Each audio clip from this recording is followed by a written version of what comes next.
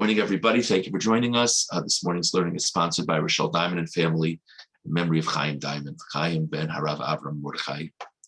Should be a schus for his neshama. Okay, picking up with chapter 13, verse 47, where the Torah begins to discuss tsaras beyond on a person's body, but tsaras on a person's garment. And the Torah goes on after this to discuss tsaras on the wall of a house. And we discussed the Ramban yesterday, pointing out the remarkable, bizarre nature of finding tsaras on a garment or a wall. It's one thing on a person's skin. And this concept that it's really a clear directive from God. It's an amazing thing to think about. Kli yakar on pasuk mem zayin. Va'beged ki yevo neged tsaras. Nige begodim va'batim bli safek she'enan boy mitzad hateva. Says the Kli yakar, there is no doubt that these marks on garments and on homes are not coming through the force of nature. Ki ein behem dam v'leichos amasavim la'ishos o kol choli v'chomaka. Now, it's one thing you have a human being, all the systems going on under the skin. Who knows what will make a mark? But what in the world is going on with a garment or a wall? And clearly, it's some miraculous intervention from God as a punishment. So the Kli yakar says, so if you understand that tsaras on a garment or on a wall is clearly the hand of God, then extrapolate from that tsaras on a person's body is also the hand of God.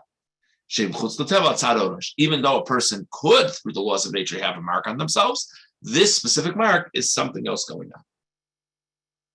Okay. The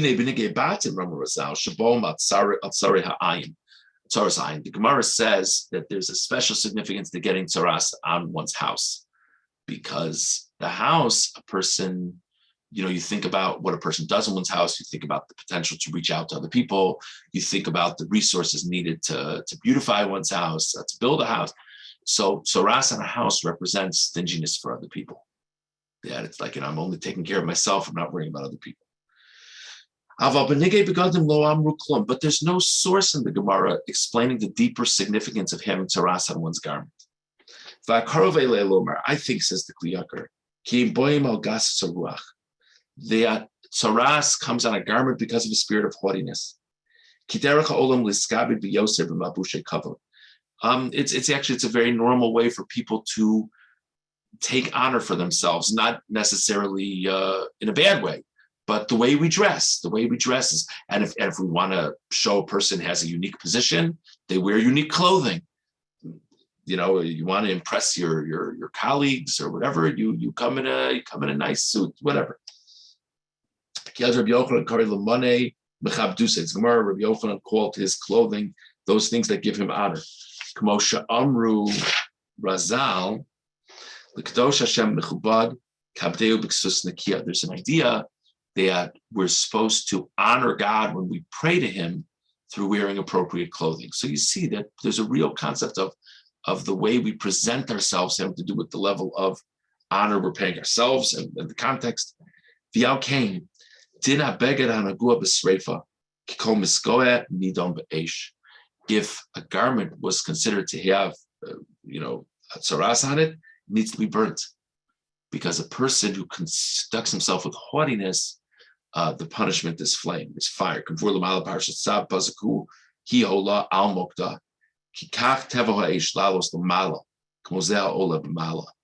drasha in a couple weeks of Parsha, but just like a flame rises, so too the way a person acts when they're living with haughtiness is they're raising themselves up in a negative way.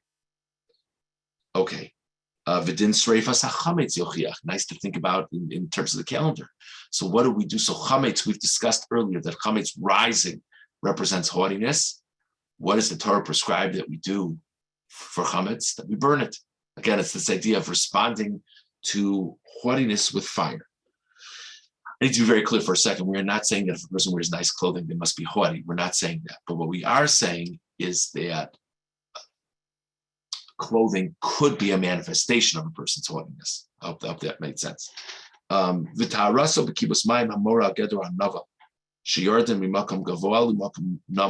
other hand, part of the process of hopefully purifying the garment from tzaras is to expose it to water. Water goes from a high place to a low place. So that's sort of like the solution to whitiness.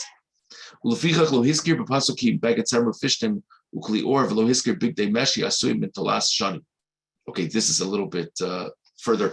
We're going to skip now, skipping about 8 lines. We should realize, again,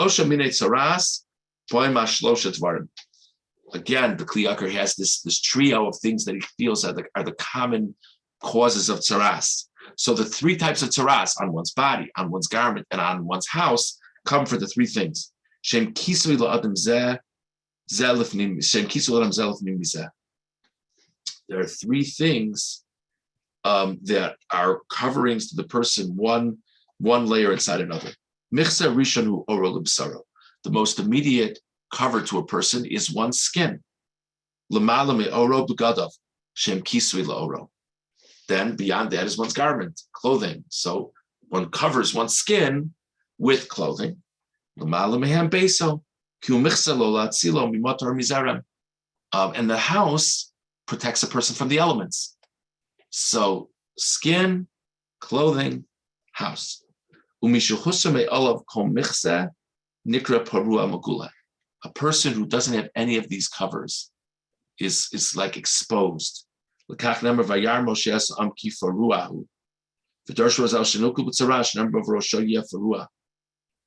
Okay, this is a very interesting proof, but I don't want to get off topic. Okay, in Hiskir Tchila Nige Oro. So the first thing the Torah mentions are the marks of tzaras on one's body. V'achar kach Nige Begadav. And then it talks about tzaras on one's garments. V'achar kach Nige Botim. And then it talks about tzaras on houses. Lohasir Michseu Achas Achas. What God is doing is God is slowly removing each of the levels of protection a person has. Achia Parua Magula Mikol V'chol. Till the person is completely exposed, and that there's this message to the person they have to change their ways. Okay. Amram, skipping a few lines. Amram das Razal Haseder Hafuch. But according to the rabbis, the order is actually the other way. In other words, the way the Torah conveys it is it's the body, the garment, and then the house. But the rabbis teach it goes the other way. Ki amru ein bala rachman nogea ben fashus tchila. Kach mevi tchila nega al beisel. The first thing that tzaras would come upon would be the house, because God doesn't want to hit in the most, the harshest punishment right away. So the first thing is the one that's furthest out, the house. Lo chazar bo, if a person hasn't gotten the message and hasn't changed himself, maybe gam al begadav, then God will move from there to the garments.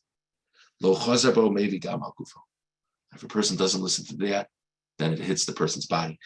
This is interesting to think about in light of Debbie Katz was asking earlier in the week, what happens if a person, just ignores it?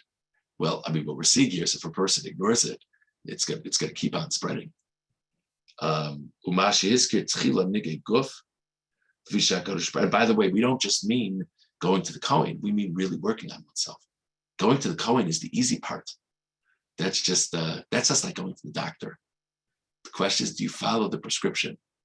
They give you an exercise regimen. Do you do anything about it? That type of thing.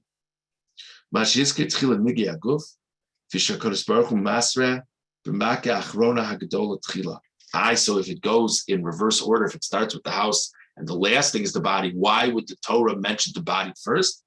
He says because the Torah wants to show the extent of how this can go. So we start with the most dramatic example.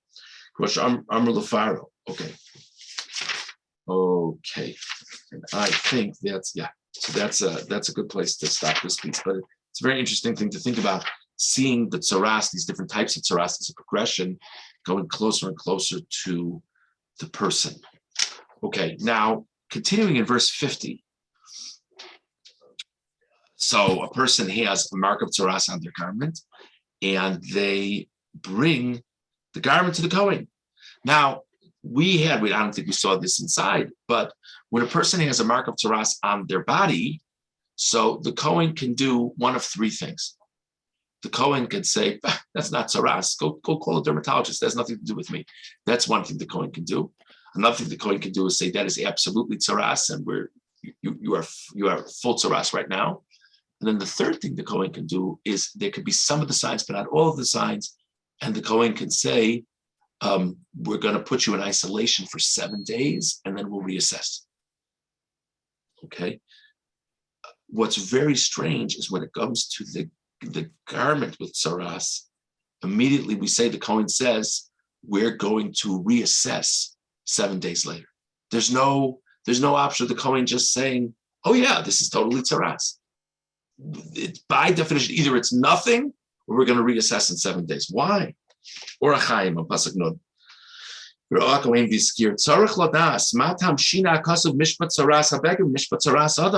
says we need to try to understand why the Torah would treat tsaras of a garment different than tsaras of a person. Tsaras adam yeshna below hesker kishi tsaras, when it clearly is tsaras, it's tsaras right off the bat. We don't have a 7-day period. The tsaras habeged agam shi tsaras v'shamar kasav neged tsarasi afopike nutziva shit benu hakohen eliyaski redu. So when it comes to tsaras, we don't say that the Torah, the Kohen definitively says it's tsaras. At worst, he says, let's reassess in 7 days.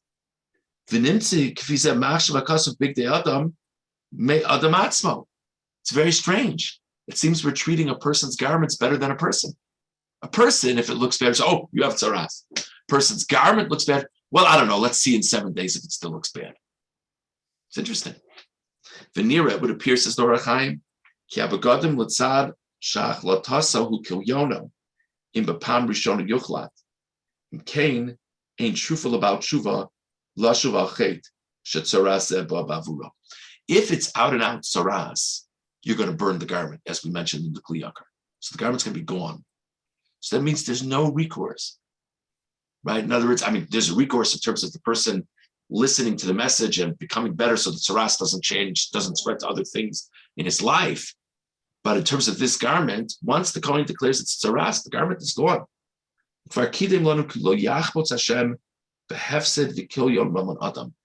God doesn't take destruction and waste lightly. So he says, let's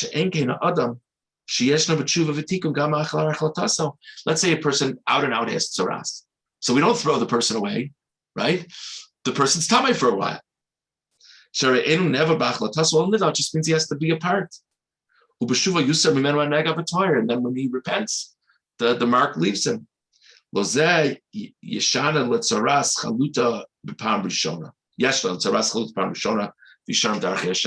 interesting. It's an interesting thing to think about in terms of God, so to say, sweating the details, right? That even as seemingly mundane a matter as will the garment be destroyed or not, he doesn't want to make it that just out and out it's going to get destroyed right off the bat. The person's not going to get destroyed. It's an interesting thing. So we discussed this morning the Kli Yakar discussing tsaras coming on 3 different types of things and what that's all about. We discussed the Or HaChaim regarding why the tsaras on a garment is treated differently than tsaras on a person's body.